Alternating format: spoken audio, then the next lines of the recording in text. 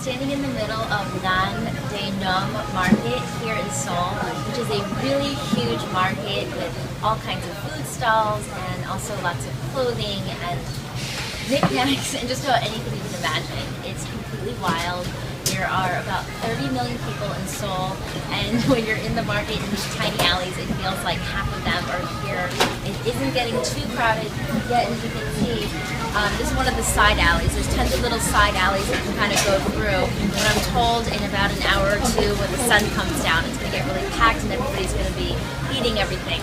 So I'm enjoying now. I will show you guys if I see anything else really interesting. Let's go for a walk down the alley.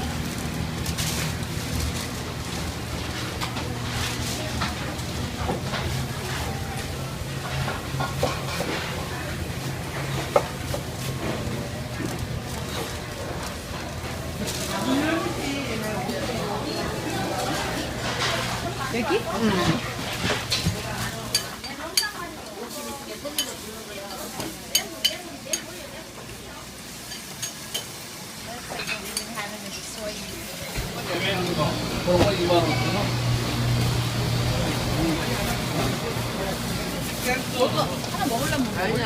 Here's something familiar. Here's some ginger and some fresh herbs. Let's find another little alley. That was pretty cool, right? For me, traveling is a huge source of inspiration, and watching the people eat and how they eat is also really inspiring. So let's take a quick walk through this super crowded restaurant here in Seoul.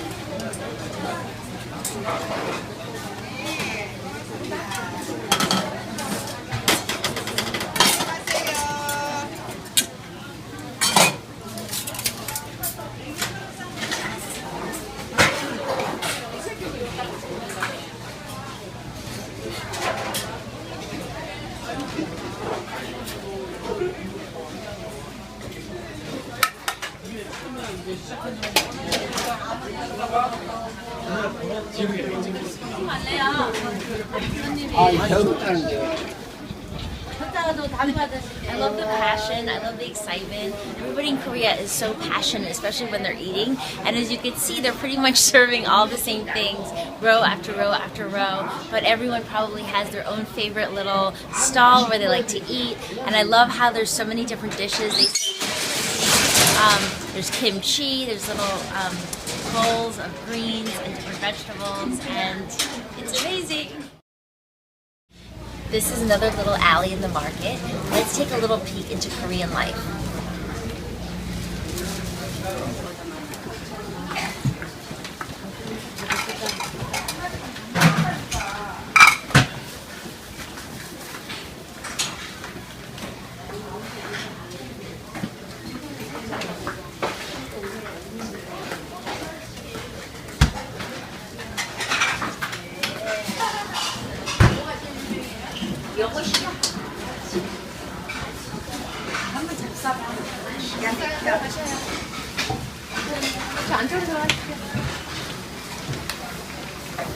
이거 찍은데 돈 내야 돼, 돈. So as you can see, a lot of people eat the stews in these traditional pots, and a lot of times they have fish in them, or pork, or beef. We always get the ones that are made of bean paste, which don't seem to be the most popular at all, but they are truly delicious, and you can find them if you look. So one of the things about Korea that I've noticed is that it's very expensive to get fruit and sort of hard to find the fruit. So I just talked to this fruit seller here in this market, and I was sort of shocked to find that a very small bunch of bananas is $6 and each apple is $3 each. The conversion rate between the Korean won and American dollar is about 1,000 to 1. And one large apple pear is $5. And an avocado, which I have had a lot of trouble finding, but I did find some here, which is nowhere near ripe, is about $2.50 for each one. So very much on the expensive side. I hope that one day it becomes much easier and much less expensive for people in Korea to enjoy a lot more fruit. So we happen to be in Seoul the 1 week of the whole year where the cherry blossoms are blooming. And as you can see, it is so absolutely gorgeous. Everybody is so excited. It's a warm night. We're walking along the Han River where there's just dozens and dozens of the cherry blossoms. And they're all this really pale pink, which is just absolutely beautiful. It feels like a fairy tale land right now. Well, I have to say that I am very pleasantly surprised to love Seoul and Korea so much. The people are really friendly and kind and warm and quick to laugh, and the city itself is very, very clean.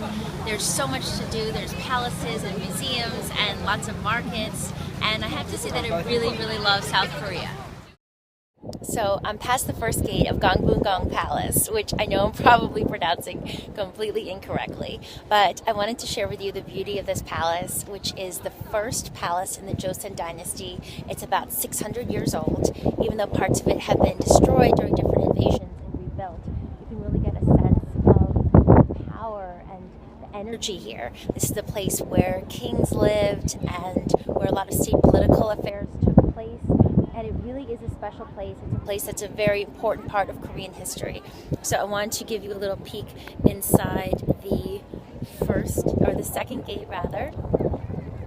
And what I love about this palace so much is the mountain behind it.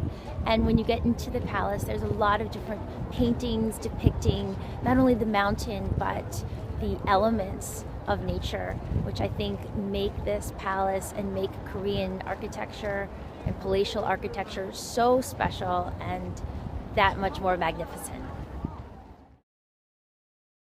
So the Bonguensa Temple, Buddhist temple here in Seoul, which is a 1,200-year-old temple, which is amazing considering the explosive growth and the changes and the turbulence which are part of Seoul's history. And behind me is this enormous, beautiful Buddha, as you can see, and you can hear some of the bells which are situated throughout the property. There's many different pagodas and areas of worship. It is a functioning temple. There are many Buddhists that come here to practice.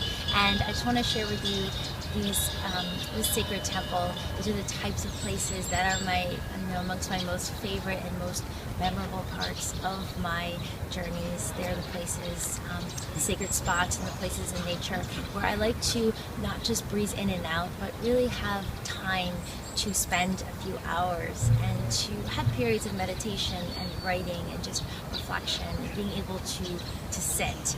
I think that having these sacred pauses is such a nourishing, important way to stay aligned.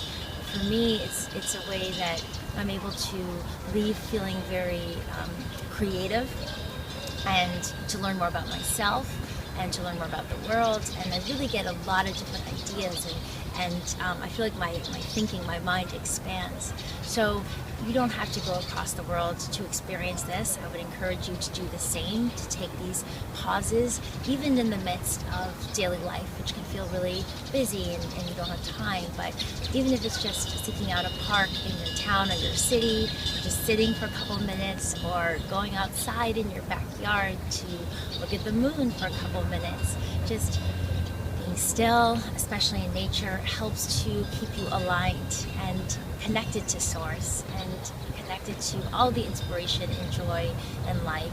And again, I think it's just a really important way to stay nourished. So I hope that you've enjoyed seeing this beautiful temple and that you are inspired to take these pauses in your life as well.